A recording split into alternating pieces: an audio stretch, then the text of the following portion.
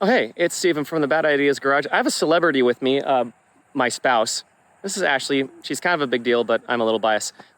So we're at a church conference here near Nashville, Tennessee. We're actually on the Natchez Trace Parkway, which is pretty cool. But we got a rental. Cool rental. Yeah, we got that. So this is a Ford Mustang Mach-E, but this is a GT, which means it starts at $60,000, 0 to 60. Get out of town. Yeah. So it starts at $60,000, 0 to 60 in 3.8 seconds. I've read a couple of reviews about it. I've been doing a lot of EV reviews, and so I like let's just review this and have a celebrity with us. So that's what we're going to be doing in our video today. Hope you enjoy. Surprise! All right, honey. So what do you think about the Mustang Mach-E? I like it. Oh. I would never own it, but it's fun to drive as a rental car. Ah, well, let's talk about that a little bit. Why do you like it? It's fast.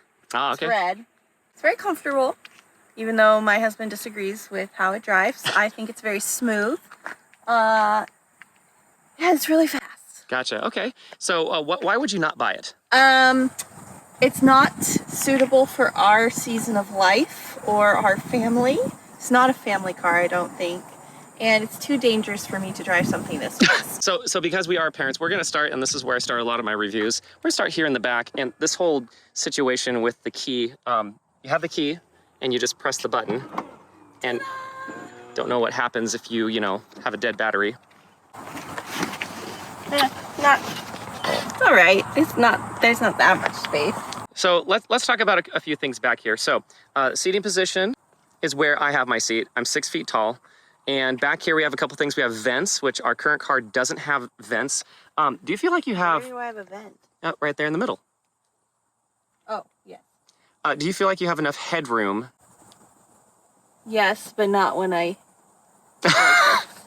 Because I have to duck to get out of the car. So I'm short, so I know tall people would have that problem. With the car seat, do you think you'd be able to... that, because when I have a bun on my head, then it always hits it. The bun test. Fails the bun test. It fails the bun test. So with the car seat, do you think we can get a car seat back here? Yeah. Yeah, I think fine. I think that we could as well. So we already have a couple of things back there. And then the whole door handle situation, this is consistent in all of the car. You just pull that back and it goes. Let's go and talk about the rear really quick. There's just a little button back here.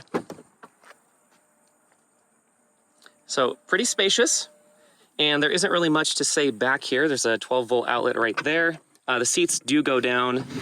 There's probably supposed to be a charger back here, but there's a tire inflator kit, just like most of the EVs these days. But it's a very large, it's power operated, which is great. And all you have to do, press that button, and boom. You're having that is nice. Too much fun with that. Can you close it that way? Yeah, just press the button twice. There it goes. And you have the standard Ford sound.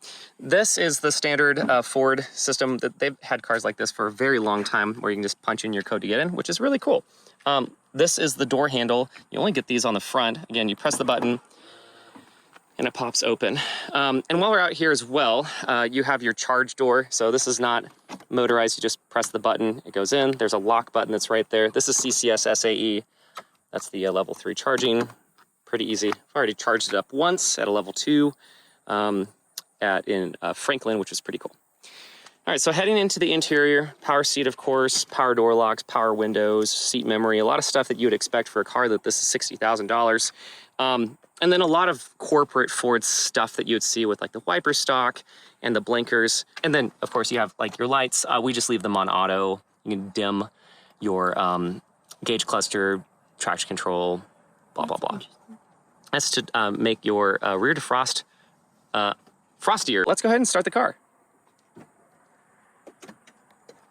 Okay, the world's most annoying sound. Yes. The vehicle's on. Okay. Sweet. Okay, so it's pretty, I mean, it's pretty uneventful. There's some fun animations that both of these screens do. That one over there is really, really big. But Ford does that in a couple other vehicles, kind of like the Explorer, for example. Over here, we have the adaptive cruise control. So you can set how close you want it using this button. This is the lane keep assist, or whatever Ford calls it. Right here, this is where you can change your speed back and forth. and that's where you can turn it on in general. And then over here is where you have like your voice control and your controls for the radio. And while Ashley is getting all of the stuff ready that she wants to get ready, we're gonna get frunky.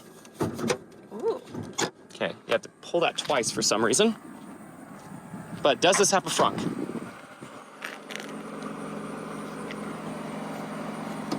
Oh, that's cool. There is a frunk. So there really isn't much going on here. I like that if you get stuck in here, you have a way to get out.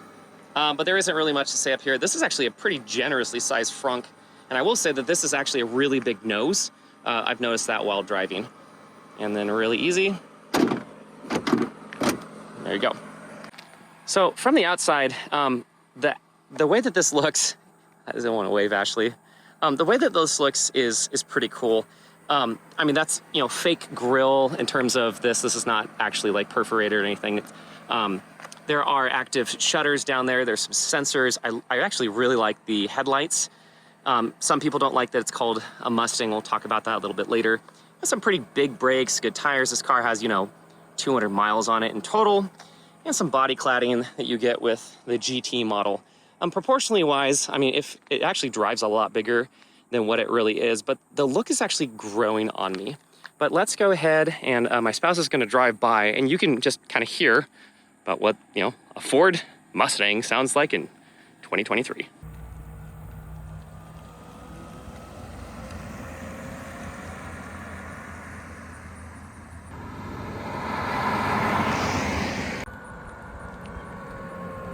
I think that you're having a little bit too much fun there. What do you think? Okay, but the energy coach says that you got 100% of your energy back, so that's wonderful. All right, I'm gonna hop in. Alrighty, so press the button. There it goes. Okay. Okay, so these seats, as Ashley said, they are pretty comfortable. This whole, I know Ford does this in some of the other ones, this whole situation, and I know that one's up really high, but this is a little bothersome on my neck, but I do like this material. They do feel really nice. The one thing in here that does not feel nice whatsoever is this plastic. It just feels so, does feel kind of cheap. So let's go ahead and talk about a couple things that we see. So some really basic stuff. Of course, you have, you know, your vanity lights and your map light. You have your storage for sunglasses. You have lighted, yes, lighted mirror. You look great, honey. And then this massive, big, huge, gigantic moonroof. This is fixed in place, of course, but it is huge. I do like that I don't actually notice that it's really there. I kind of like that because I think that it's really sunny. I would see this maybe because I sometimes close it on mine every once in a while, but actually it works really well, and I do like that. All right, so a couple of things. So there is a self-parking feature in some of these, I believe. It says navigate. Oh, it's going to tell you where parking lots are. Okay, so I thought that some of these would actually like do some self-parking. So this one, of course, has parking sensors. I really do like that down here, these are all there. So even though these are not real buttons, which drives me nuts, in the Tesla, you don't have any of those actual buttons. That's a heated steering wheel, even though it's really hot outside here. Heated seats, of course, but these are fixed in place, and the volume knob is right there. It's super easy, and you can turn the system on and off. I really do like that. All of our junk is here, but you have some storage cubbies that are here. You can move this back and forth. This is the electronic parking brake. This is the gear selector. You have your hazards, wireless CarPlay, which I really do like. And again, this is pretty deep. That's right there. And there you go. If you don't want to look at it, and there's stuff underneath. Ooh, there we go. Yeah, the Hyundai. Lots of storage. Hyundai had that. Of course, you have USB-A, USB-C chargers, and again, this is a wireless pad. A couple of things that are pertinent to the one who's driving. So it says your speed limit right there, which is really nice because this car is smooth. It's smoother than a regular car because it's an electric car. But we'll talk about this a little bit later. It just seems like it bucks, and insert jokes here about Mustangs, but it seems like it bucks around a little bit. Right now we have a 69% charge, 178 miles. And so depending on which Mustang that you get, some of them have, well into the 300-mile range. Almost a lot of people order these with all-wheel drive. This one's all-wheel drive because it's the GT model. Up here, I really like this feature. A couple other features have this. The 360 camera that you can see, and it'll tell you if you have these modes on how close you are to everything. So I really like that you have cameras that will tell you really succinctly where you are. Let me see here, a couple of other things. So, get out of the parking menu. There we go. There's internal navigation, but you can also move to CarPlay, which is what we've been doing. I will say that switching between CarPlay and the regular navigation is actually kind of difficult. We had to move kind of quickly to make sure that we didn't miss an exit because of that. So there's a couple other things you can have in here. Owner's manual is in here. A couple of tools in here that help you figure out charging in terms of like where you're charging locations, etc. And those are helpful. For example, yesterday we were trying to figure out where to charge, and this actually found one in downtown Franklin, which was pretty cool, Franklin, Tennessee. A couple of things in terms of what you could do for modifications on the car. Right here, there is your drive modes. So one thing that's kind of weird, and I'd love to hear your thoughts on this, is the propulsion sound. So in Engage and Unbridled, I mentioned that several times now. It makes it kind of sound like a Ford Mustang when you're driving, like the... But you can take it off. You can turn it on and off. And so I really like that that's an option. I kind of find it hokey. Yeah, so it says it's the intensity of the sound is enhanced or blah, blah, blah, based on your current drive. But basically, if you drive it hard, that sound turns on. Whisper, it seems like it's quieter. We just leave it in engaged. The one pedal driving I don't use, which is basically, it says that you can take your foot off the gas and it starts to brake for you. And it doesn't work when the cruise control is on. But I actually don't really like it, just kind of in general. This one, it's pretty smooth. I didn't find a way that you could actually modify how intense it was. All right, so Unbridled, this is basically the sport mode. And it has a couple other things in here. You can turn on auto hold, and this is where you come to a stop and the car will just stop for you rather than creeping. So you can turn that on and off using the auto hold. The Unbridled Extended, this is basically an experimental track mode. I would not want to do this because it reduces your regenerative braking and it turns off traction control and stuff like that. I would not feel comfortable in this car because it is very fast. It has near 500 horsepower, 630 some pound-feet of torque as well. We're just not gonna mess with that, but that's there as well. And if do you want me to leave it on that for you? No. Okay, just leave it on engaged, okay. A couple of other things for driver assistance. So of course, this is a modern vehicle. It has adaptive cruise control, the lane keeping assist, the pre-collision assist, all of that stuff that you normally expect in a car at $60,000 in this price range. And we have the auto hold off. I don't know, the auto hold, do you like the auto hold? Where you just come to a stop and it just kind of sits there? I don't know, I haven't tried it. Okay. Yeah, so driver alert. So this will actually give you alert if it thinks that you're sleeping, which is part of those sensors that are down there. Let me see here. A couple other things on the vehicle itself. I mean, there isn't really much more to say. You can just configure all sorts of things in terms of, okay, remote start, blah, blah, blah. I mean, there's just a lot of things that you can configure in here. I do like that it asks about your alarm system. If you want to disable them on the way out. So maybe you don't trip it yourself. Remote start, how long you want to remote start. Okay, let me see here. General. So your beeps, how much you want it to beep. Do you want to turn that off?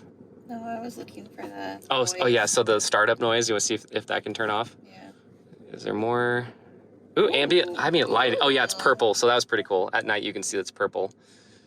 Cool, okay. I like purple. It's purple. Let me see here, connectivity. So, vehicle hotspot. That's pretty cool. Didn't even notice that. I'm sure that there's a charge for the Wi-Fi that you can get from your vehicle. There's no updates. Okay, voice command. Cool. Okay. Well, valet mode will. I know that people in like Corvettes have had valets drive their car very, very hard, and like Teslas and stuff like that. I wonder what's advanced mode. Oh, cool. Okay. Right. I think we should take it for a drive. What do you think? Yeah. So my spouse is going to be the one driving, and she's a great driver. It's actually one of the reasons why we started dating, is because she said that she drove a manual transmission car, and now we're driving an electric car that doesn't have a transmission really at all. That's kind of weird. So we are on the Natchez Trace historic highway here in Tennessee, and it is stunning. This is what it looks like.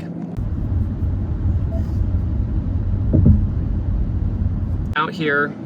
This road has a lot of nice turns, and I've already driven the car, but I want to hear Ashley's take on this before I give my my take as more of a car nerd. What do you think? It's very comfortable, very smooth, like I already said, and you keep saying it's like heavy.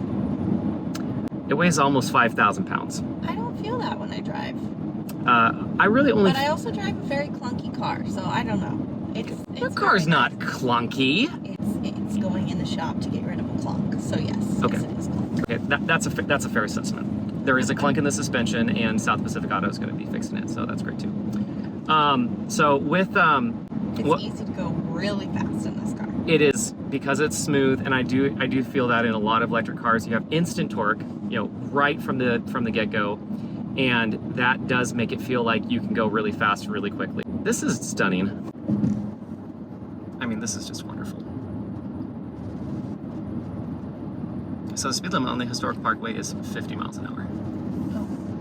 Ashley is figuring out where the wipers are. It's this one on the outside. Oh, there we go. Can you spray it? There we go. Okay. Now that we've wiped all the windows in the car, this is nice. So in terms of the weight, I mean, we're doing some sweeping turns, and it's 50 miles an hour in here, and I only felt the heft and was when I was like trying to merge onto the freeway, and there's like some anomalies in the road. It just felt like it was harder to control than it really should be. It's a very nice drive. All right, so my spouse has said that this car has nice cup holders. So we talked with Jake from Hyundai of Albany and the Ioniq 6 that failed the Stanley Cup test. My wife has a massive, gigantic Stanley Cup that I'm not sure, I mean, they do expand, but I honestly don't think her Stanley would fit in there. So, all right, Jay, I found one thing I don't like about it is that my spouse would be like, where am I going to put it? Get a smaller Stanley. Oh, did this pass? Yeah. That did. Yeah, it fits. It fits. Like a glove. So the lane keep. So last night, Ashley was driving with the lane keep. What do you think of the lane keep in this car? It works.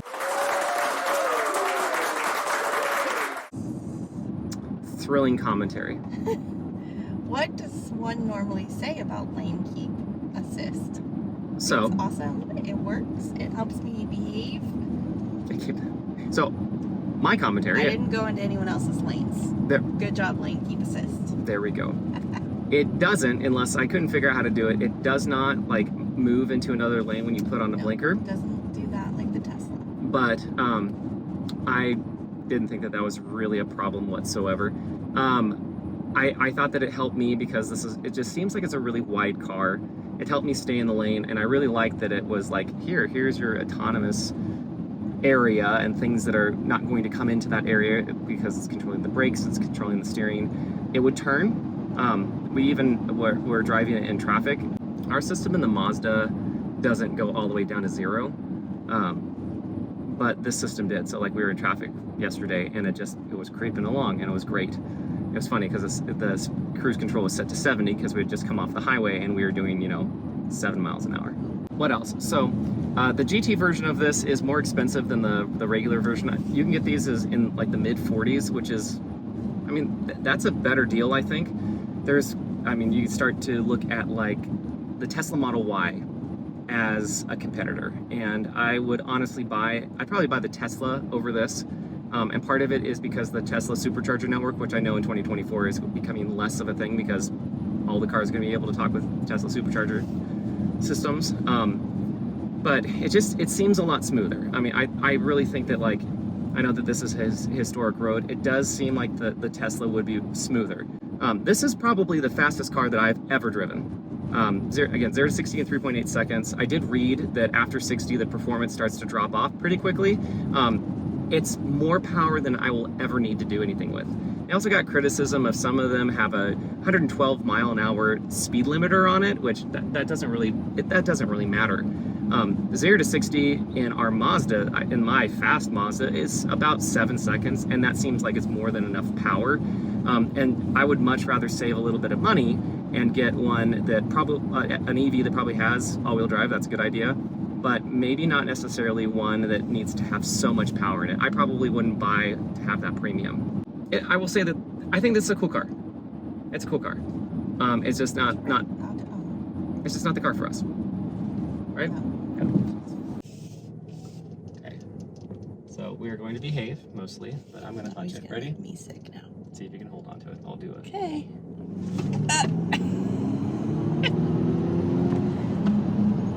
That was good. I mean, I guess going around. I think it handles pretty well. It does. I mean, in this perfectly smooth road, it takes the weight, but it's any sort of anomaly in the pavement. I felt like it really got this off-centered. We're at the end of our drive today, and we just wanted to have a quick video of us. We actually agree on this. This is probably not the car for us. However, this is a beautiful drive, right? Yes. So, yeah, that's an awesome bridge. So in conclusion, my conclusion, as the person that's maybe a little bit more of a car buff, is that a fair statement? Yeah. Okay. Or whatever you want to call it, obsession. That's why we call it the Bad Ideas Garage. It's cool, it's fun, it's fast, it's a great rental car. I don't think that I'd spend $60,000. And if I did get one of these, I would get one that was not the performance edition whatsoever. And I'd probably get, if I got an EV, I'd probably get, as of right now, I'd still get the Chevy Bolt. And second to that, I'd get the Ioniq 6, but I'd probably get one that has just normal performance, just, you know, nothing too crazy, don't really need it. Your thoughts? Sorry, Ford GT. You couldn't quite change his mind. He had it made up before he even got in the car. Yeah, that's actually true. I think it's a fine car, not for us. Someone else can have a wonderful time driving it, and I hope you don't get into too much trouble. Ford is selling a lot of these, I will say. And the people that do drive them, they really love them. The whole Mustang name, so people are like freaking out. They're like, "Oh, this is not a real Mustang." It's wide, and it has as close to a EV-esque muscle car experience. For someone who's not a car person, I thought it was pretty close to a Mustang in EV world. Yeah, so it's low to the ground and it's wide, and it did feel like you had that very planted, I'm on the road feeling from the most recent Mustang that I've driven, which was like a 2020. It felt like this, and this is actually faster than it too. So in conclusion, not a bad car, just not for us. Oh, and last thing. So we have a Chevy Beretta coming home, and I can tell how excited that you are about this.